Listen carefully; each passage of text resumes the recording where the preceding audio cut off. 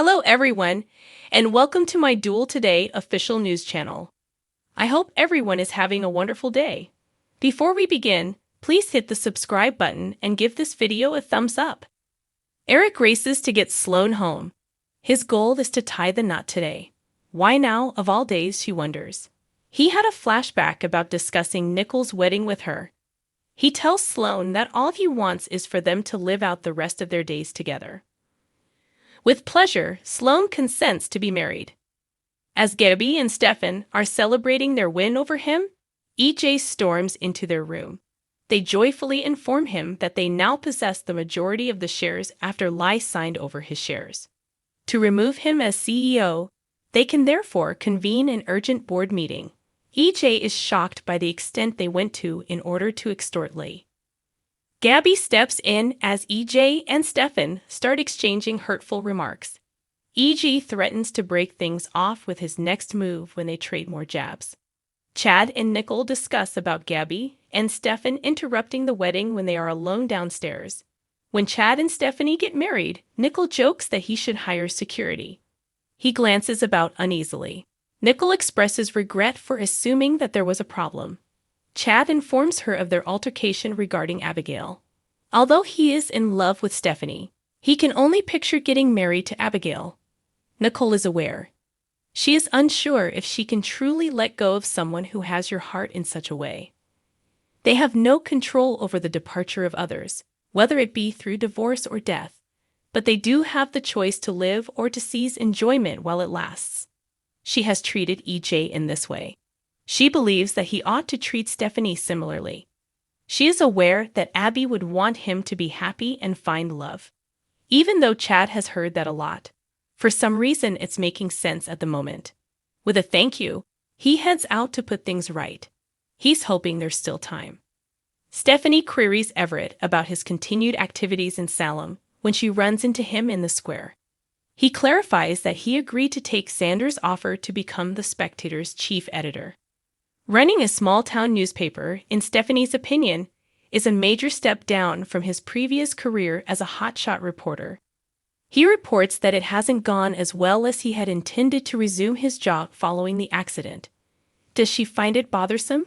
He inquires. According to Stephanie, Everett is entitled to live wherever he pleases. He offers to listen to Chad's side of the argument in the pub when he finds out that Chad is unaware of his presence. Though she insists it's only a hard patch, she confides in him.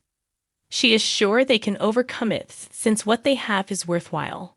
He tells her that he appreciates her sharing that with him and offers to get her a pumpkin spice latte, which he knows she like.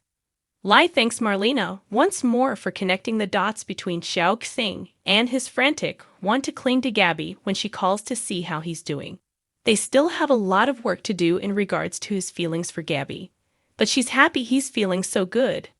In his kitchen, he menacingly takes up a knife and declares, "She's as good as dead to me." He makes it clear that all he wants to do is move on from the toxic connection he had with Gabby. He hangs up and examines the knife. Wendy returns home in a panic, wondering how he got hold of that knife. Lai claims that he was about to begin preparing dinner. Wendy is more aware. She doesn't let up until Lee informs her that Gabby tricked him. He can only picture their father's reaction upon realizing what an idiot he is. He laughs crazily. Wendy reminds him that Wei is an oppressor with outmoded ideas. Lai tells Wendy all about Xiao Xing. He was hoping that after telling Marlena about her, he could let Gabby go. But now, I wish there was nothing but misery and pain for that lying bitch. When Sloan is alone herself at the apartment, she proclaims that Nicole and her child will be powerless to stop her from becoming Mrs. Eric Brady. Eric shows up at Marlena's house wearing a tuxedo and tie and proposes marriage to Sloan. She believes that the reason for his haste to wed her is because of Nicole and EJ's union. He acknowledges that he will always have a soft spot for Nicole, but it won't stop him from going about his life. She wants him to be honest with her about how he feels and the reason behind this action.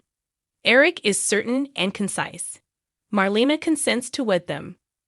Afterwards, Eric receives a congratulations from Roman. He is pleased for him. Considering his feelings for Sloan, Eric queries whether he truly means that. Roman jokes that everything is forgiven if she gives his chowder another go. Sloan shows up wearing a lavender-wrapped mini dress that flows.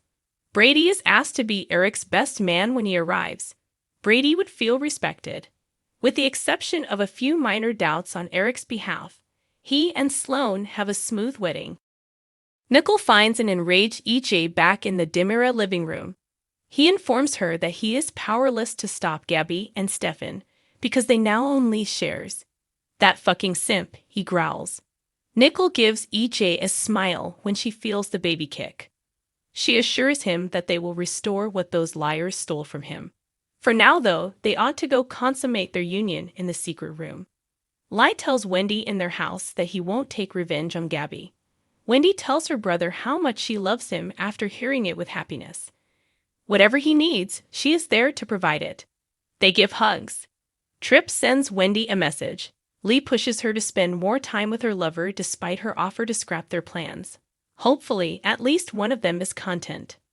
A few hours after the wedding, Eric and Sloan were lying together under a blanket, almost nude. They both concur that having sex made them feel closer to one another. Is this really what he wants? Wonders Sloan. He declares, "This is exactly where I want to be. You are my spouse." With passion, they kiss.